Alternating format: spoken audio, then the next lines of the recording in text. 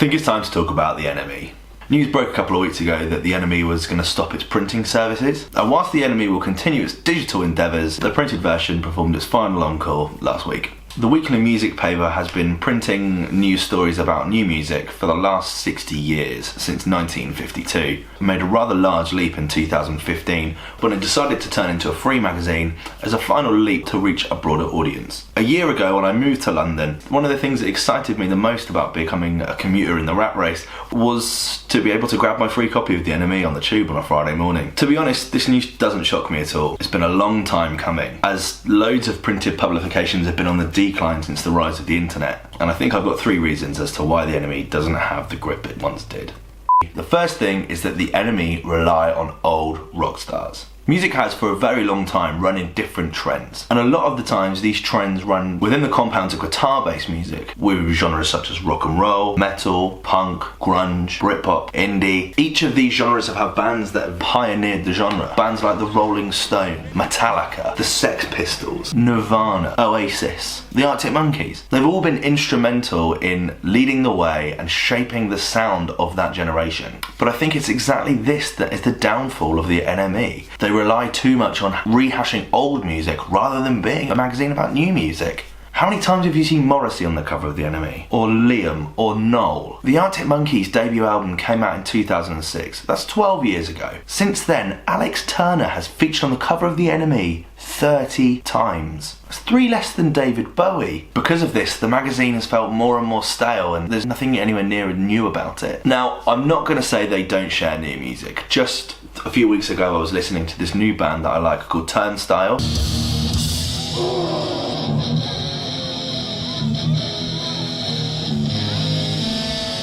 They were the band featured for the week. But relying on old rock stars has become a massive habit of the NME, and there's nothing rock and roll about being predictable. Next, the way that we discover music has completely changed. There was a time for many, many years that the NME was as much a part of youth culture as rock and roll itself, and I think it's struggled to keep up in a digital age. And the same can be said for most other music publications. Take Kerrang and MTV, for example. A huge part of most people's music taste if they're a teenager growing up in the mid-noughties. MTV was an even huger part of 80s music culture. Is it snowing again? It's snowing again!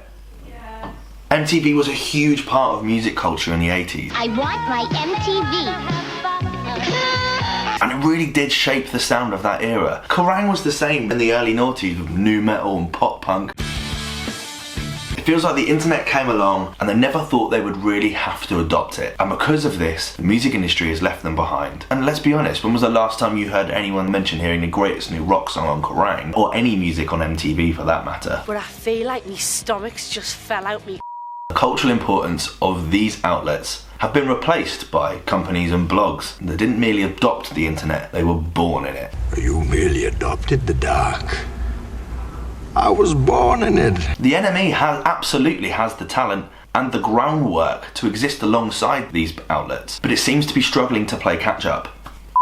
The last point is that it's not actually about new music. Now, let's look at the numbers. This is the last issue. It has 43 pages in it. 6 of these pages are made up of different TV and film articles. Whilst I completely agree that's part of youth culture, it's nothing to do with music. 18 of these pages are about music. 19 of these pages are adverts. So for a magazine that's called the New Musical Express, only 41% of its content actually constitutes anything to do with music. Furthermore, out of those, oh my god, it's really coming down out there now. Furthermore, out of those 18 pages, only 11 of those pages mention anything about new music. You have to wait until page 17 before you even hear anything about music. And when you get to it, it's about Courtney Love. Well, actually, it's a really good article about International Women's Day. But out of everyone the NME could have chosen to represent women on International Women's Day, they choose Courtney Love. While she's a hell of a rock star, I wouldn't particularly classify her music as new. You have to wait until page 24 before you even get the first content about new music. Out of the 26 artists that are featured in this magazine, only 6 names are new acts, with either no album or an album coming out this year.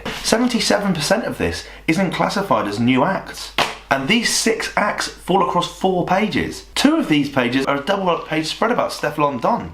So new music is only represented in 9% of the magazine. 9% of the New Music Express. I think the NME's biggest problem is the one that stares you right in the face when you look at the cover. It's not about new music. Now, The NME released a statement saying they're going to focus more on their digital endeavours. But the value and work that goes into something which is printed is much more than that of something which is published online. You get a lot more detail and thought going into something that's long form than something that's short form. I don't want to put down the NME, I love it, I've been reading it for years and years and years, and there's some really great parts of this that I really like. I love On the Record with Leonie Cooper. It's always very poignant and it always makes me chuckle. And whilst it may not always be about music, it's always rock and roll. What's on your headphones is a great feature. However, I think I like it because it always makes me feel like I've got a better taste in music than other people. It's just me being a bit of a snob. Radar is always a good segment. Whilst I don't like all the music they recommend, or that I even agree with the reviews, I enjoy reading what's around and sometimes discovering something new. Under the Radar is always my favourite feature and always showcases a band that I need to check out. I think these features are great and with some clever thinking can be renewed to work really well online.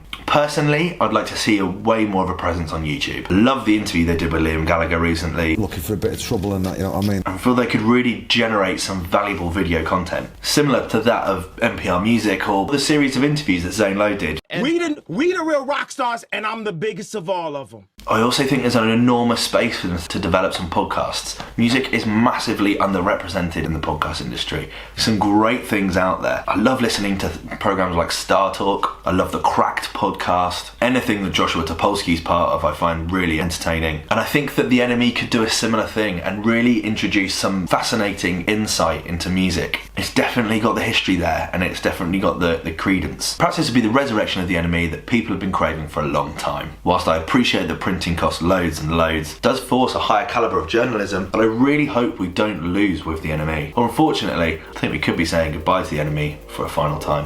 What do you think? Thoughts and comments in the comment section below. I really don't want to say goodbye to the NME. I think it's an amazing brand and it has been such an important part of music for a long time. So it would be really sad to see them go. But I think they need to change quite a lot about them. Any ideas about it? Maybe send them a tweet.